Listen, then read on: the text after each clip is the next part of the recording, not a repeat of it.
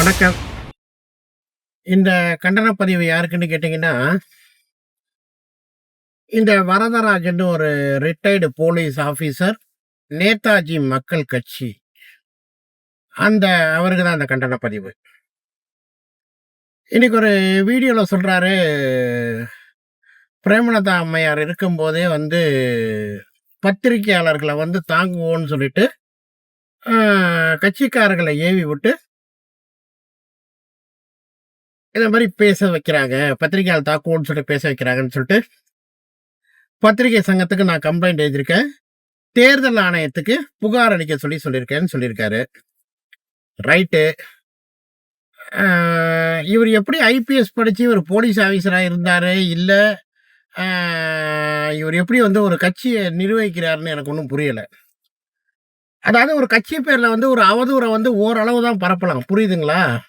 ஒரு கட்சி இருக்குன்னா, ஒரு கட்சியோட செயல்பாடு என்ன? அது என்னன்னு பார்த்து, அதெல்லாம் முடிவு பண்றதுக்கு கட்சியில சில நாட்கள் ஆகும். இந்த லெட்டர் பேட் கட்சி தொடங்குனவனுக்கு, இந்த கட்சியில போய் ஒட்டிக்கிட்டு சீட்டு கேட்கிறவனுக்கெல்லாம் அதெல்லாம் புரியாது. கட்சிய தன்மானத்தோடையும், ஒழுக்கத்தோடையும், கடமையோடையும் கொண்டு போனவனுக்கு தான் அதோட வலி என்னங்கிறது புரியும்.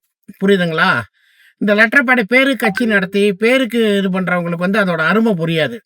ஏன்னா, நேதாஜி மக்கள் இயக்கம்ங்கிறது லெட்டர் பேட் தானே. ஏன்னா, இவரு போலீஸ் ஆஃபீஸரா இருந்து ரிட்டயர் ஆயிட்டு, வாழ வழி தெரியாம, ஒரு பென்ஷன வச்சுக்கிட்டு ஒண்ணும் பண்ண முடியாம, இப்படி ஏதாவது இந்த நேரத்தில பேட்டி குடுத்தா தான் வரதராஜன்னு ஒரு ஆள் இருக்காருங்கிறது எல்லாருக்குமே தெரியும். இல்லன்னா இந்த வரதராஜன யாருக்குமே தெரியாது. அவங்க டிபார்ட்மெண்ட்டுக்குள்ளேயே பல பேர் மறந்திருப்பாங்க இந்த ஆள. புரியுதுங்களா? ஏற்கனவே ஏதோ தப்பு தப்பா பேசிட்டு தான் உள்ள போயிட்டு வந்தாரு. அந்த அரசியல் நாகரீகம் கூட தெரியாம பேசுறவர் தான் இந்த வரதராஜன். புரியுதுங்களா? தேர்தல் கமிஷனுக்கு கம்ப்ளைண்ட் பண்ற லெவலுக்கு எங்க கட்சி தொண்டர் நான் எதுவும் தரக்குறைவாலாம் பேசல. எந்த பத்திரிக்கையாளரும் தரக்குறைவா பேசல. எந்த பத்திரிக்கையாளர் சமூகத்தையும் அசிங்கப்படுத்தல. எந்த பத்திரிக்கையாளர் மனசு புண்படும்படி எல்லாம் பேசல. புரியுதுங்களா? டெய்லி இந்த பத்திரிக்கையாளருக்கு பண்ற சம்பவங்கள் எங்க கட்சி தலைவியையும் சரி, கட்சி நிர்வாகிகளையும் சரி, எவ்வளவு புண்படுத்திக்கிட்டு இருக்குங்கிறது எங்களுக்கு தான் தெரியும். அது உனக்கு தெரியாது. புரியுதா? வயசுக்கு தகுந்த மாரி மரியாதை குடுத்து பேசுனா, அந்த மரியாதைய நீ எல்லாம் காவாந்து பண்ணிக்கணும். அந்த மரியாதைய காவாந்து நீ எல்லாம் பண்ணிக்கிற மாரியே தெரியல. புரியுதா இல்லையா? அஷ்டமி நவமி அதுவுமா யாரும் விருப்ப மனு குடுக்க வரல. அத ஒரு டாபிக்கா எடுத்து ஒரு நியூஸா போடுறது. இன்னும் இப்ப என்னென்ன பேசக்கூடாதோ அத்தன பேச்சும் பேசுறது. அதாவது ஊடகவியலாளர்கள் யாருன்னு கேட்டீங்கன்னா, மக்களோட நல்லதையும், மக்களுக்கு என்ன ஒரு இது நடக்கணுங்கிறத அதையும் பத்தி பேசுறவங்க தான் ஊடகவியலாளர். புரியுதா இல்லையா? ஒரு கட்சிய மட்டும் டார்கெட் பண்ணி, ஒரு கட்சிய மட்டும் பேசி, அதன் மூலியமா YouTubeல 5000, 10,000மோ காசு வாங்கி எச்சச்சோறு திங்கிற பிச்சைக்கார நாய்களுக்கு மானமோ, தன்மானமோ, ரோசமோ இருக்கக்கூடாது. அதுல யார் யாருன்னு கேட்டீங்கன்னா, தமிழா பாண்டியன் ஒருத்தன், திருச்சி சிவா ஒருத்தன், இந்த வரதராஜன் ஒருத்தன், மணியன் ஒருத்தன், இன்னும் பல பேர சொல்லலாம். பத்திரிக்கையாளர்ங்கிறது யாரு? முதல்ல மக்களோட நல்லத பத்தி ஏதாவது பேசுறீங்களா? சரி, ஒரு சம்பவம் பத்திரிக்கையாளர் தாக்குன சம்பவங்கிறது பலதரப்பட்ட விவாதங்கள்லாம் வந்துச்சு. அத பத்தி எவனாவது ஒருத்தனாவது பேசுறானா? இந்தா பேசிட்டு இருக்கான் வரதராஜன்றவன் பத்திரிக்கை சங்கத்துக்கு கண்டனம் எழுதுனவன், அத பத்தி கண்டனம் எழுதியிருக்கானா? அந்த கண்டனம் எழுதுனத போட சொல்லுங்க. அதெல்லாம் கண்டனம் எழுத மாட்டான். ஏன்னா கண்டனம் எழுதுனா எப்படி நடக்குங்கிறது அவனுங்களுக்கே தெரியும். அது அராஜகமா? இல்ல மேடையில பத்திரிக்கையாளர்கள் கொஞ்சம் ஜாக்கிரதையா இருங்க. இத மாரிலாம் பண்ணாதீங்கன்னு சொல்ற அட்வைஸ் மாரி சொல்றது பேரு கண்டனமா? ஒரு வாரமா பத்திரிக்கையாளர் தாக்கிட்டான்னு ஒரு சம்பவம் வைரலா உலகம் முழுக்க பேசிச்சு. அத பத்தி இந்த நாய் ஒரு வீடியோ கூட போடல. வரதராஜன் இத நான் உங்கள பார்த்து கேட்கிறேன். நீ ஒரு ஆம்பளையா இருந்ததுன்னா, ஒரு வாரத்துக்கு முன்னாடி பத்திரிக்கையாளர் தாக்கப்பட்டார்ன்னு ஒரு செய்தி ஒண்ணு வந்துச்சுல்ல. அத பத்தி உனக்கு உனக்கு இது போடுறதுக்கு டிபேட் போடுறதுக்கு உனக்கு உண்மையிலேயே உனக்கு தில் இருக்கா? இருந்தா போடு. நான் பார்க்குறேன். உனக்கும் தேமுதிக கட்சிக்கு எந்த இதுவுமே பிரச்சனையுமே கிடையாது. ஆனா நீ தேமுதிகவ பத்தி எப்ப பார்த்தாலும் தரக்குறைவா விமர்சனம் பண்ணிட்டு இருக்க. புரியுதா இல்லையா? அரசியல் கருத்தா வைங்க. தப்பு கிடையாது. ஆனா தேவையில்லாம இப்ப என்னமோ தேர்தல் கமிஷனுக்கு எழுத சொல்ட்டேன்னா, தேர்தல் கமிஷன்ட எழுதுற லெவலுக்கு எங்க கட்சி எந்த தப்பும் பண்ணல. தப்பு பண்ற கட்சியெல்லாம் நீ தேர்தல் கமிஷன்ல எழுத சொல்லி நீ லெட்டர் போடு பார்க்கலாம். அதுக்கு உனக்கு முதல்ல தில் இருக்கா? என்னென்ன தப்பு இருக்குங்கிற லிஸ்ட்ட நானே அனுப்புறேன். அத்தனையும் நீ ஒரு ஆம்பளையா இருந்தா நான் லிஸ்ட்டே அனுப்புறேன். வாட்ஸ்அப் நம்பருக்கே அனுப்புறேன். அந்த அந்த இது ப்ராப்ளத்தெல்லாம் நீ உட்காந்து டிபேட்டா எடுத்து பேசி பார்க்கலாம். ஒவ்வொரு நாளைக்கு ஒவ்வொரு டாபிக். நான் 108 டாபிக் வச்சிருக்கேன். அந்த 108 டாபிக்கையும் 108 நாளும் போட்டு பார்க்கலாம். உன்னால முடியுதா பார்க்குறேன் நானு. வாய் இருக்கங்கிறதுனால என்ன வேணாலும் பேசிற முடியாது. புரியுதா இல்லையா? ஒரு கட்சின்னா அதுக்குள்ள என்ன செயல்பாடு இருக்கணும், என்ன ஏதுன்னு எங்க கட்சி நடத்த எங்களுக்கு தெரியும். அது லெட்டர் பேட் கட்சி வச்சிருக்கிறவன், ஒண்டிக்கிட்டு ஒரு கட்சியோட ஒண்டி போய் ஓட்டு கேட்கிறவன், இவெல்லாம் பத்தி தரக்குறைவாலாம் பேசக்கூடாது. புரியுதா? நாட்டுல எவ்வளோ பிரச்சனை நடக்குது. அதெல்லாம் என்னைக்காவது நீ வீடியோ போட்டிருக்கேன்னு சொல்லு. போட்டது கிடையாது. நானே தான் சொல்றேனே, இந்த பத்திரிக்கையாளர் சம்பவங்கிறது ஒரு வாரத்துக்கு முன்னாடி ரொம்ப பிரபலமா பேசப்பட்டது. அதை ஏத்து நீ ஏன் ஒரு குரல் கொடுக்கல? தேமுதிக ஒரு வார்த்தை மேடையில ஒரு தொண்டர் வந்து அவரோட மனக்குமுறல வெளிப்படுத்தினாரு. அதுக்குன்னு யாரும் தரக்குறைவா பத்திரிகையாளர்களை வந்து எப்பவுமே இது பண்ண சொல்லி எங்க அண்ணியாரும் சரி, கேப்டன் அவர்களும் சரி, பத்திரிகையாளர்களை வந்து தங்க புள்ள மாதிரி தான் நினைச்சிட்டு இருக்காங்க. புரியுதா இல்லையா? உங்கள மாதிரி சில பண்றதுனால தான் பத்திரிகையாளர்ங்கிற உள்ள நல்ல பத்திரிகையாளர்களுக்கு உள்ள மதிப்பே உங்கள மாதிரி கேடுகட்ட பல பத்திரிகையாளர்கள் தான் போகுது. பத்திரிகையாளர் எல்லாரையுமே நான் குத்தம் சொல்லல. பத்திரிகையில நல்ல பத்திரிகையும் சில பத்திரிகைகள் இருக்கு.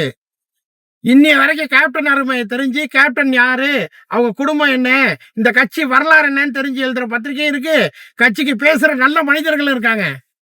உன்ன மாதிரி சில சில்லற நாய்கள் பண்றதுதான். அதெல்லாம் பத்தி நான் கவலைப்பட போறல. புரியுதா இல்லையா? ஐயா ரஜினி அவர்கள் சொல்லியிருப்பாரு, குலைக்காத நாயும் இல்ல, குறை சொல்லாத வாயும் இல்லன்ட்டு. அந்த பணப்படிக்கு தகுந்த மாதிரி போராடினாங்க. புரியுதா இல்லையா? ஊர்ல ஏதாவது ஒரு நாய் குலைக்குதுன்னு அதுக்கெல்லாம் விமர்சனம் பண்ணிட்டு இருந்தோம்னு வச்சுக்கோயேன், எங்க கட்சிக்கு மதிப்பே இல்லாம போயிடும். எங்க கட்சியோட லெவல் என்னங்கிறது எங்களுக்கு தெரியும். கட்சி என்ன லெவல்ல போயிட்டு இருக்குங்கிறது எங்களுக்கு தெரியும். புரியுதா? அதை பத்தி பேசுறதுக்கு எல்லளவும் உனக்கு தகுதி கிடையாது முதல்ல. அப்படிதான் ஏற்கனவே பென்ஷன் வாங்கினதை பத்தி பேசினேன். அதுக்கு ஒரு வீடியோ உனக்கு தெளிவாக நான் போட்டு விட்டேன். பத்திரிகையாளர் சங்கத்துல வந்து கண்டனம் எது சொல்லி இவர் சொல்லிட்டாராம். அந்த தேர்தல் ஆணையத்துக்கு அனுப்ப சொல்லி இவர் சொல்லிட்டாராம். உனக்கே அசிங்கமா இல்ல? அரசியல் விமர்சனம் நாகரிகமா வச்சா நாங்கள் நாகரிகமா பதில் கொடுப்போம். நாகரிகமற்ற முறையில் யார் பத்திரிகையாளர் பண்ணாலும் சரி, அதுக்கு தகுந்த பதிலடியும் கொடுப்போம். இப்பவும் சொல்றேன், எல்லா பத்திரிகையாளர்களும் சில்லறத்தனம் பண்றவங்க இல்ல. சில நேர்மையான பத்திரிகையாளர்களும் சில மனசாட்சி உள்ள பத்திரிகையாளர் இருக்காங்க. அவங்களுக்கெல்லாம் எப்பவுமே தலை வணங்குவோம்.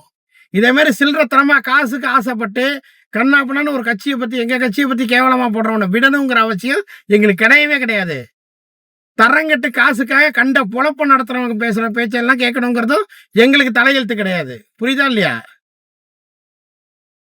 காசுக்காக ஒருத்தன்ட்ட காசை வாங்கிட்டு தரக்குறைவா பேசுறவங்களுக்கெல்லாம் மரியாதை கொடுக்கணுங்கிற எண்ணமும் எங்களுக்கு கிடையாது. புரியுதா இல்லையா? விமர்சனத்தை விமர்சனமா வைங்க. தப்பு தப்பான ஒரு விமர்சனத்தை கொண்டு போகாதீங்க. அது எப்பவுமே ஆரோக்கியமானதா இருக்காது. நான் சொல்றேனே மிஸ்டர் வரதராஜன் அவர்களே, உங்களுக்கு வந்து ஒரு 108 பிரச்சனை இருக்கு. நான் அனுப்பி விடுறேன்.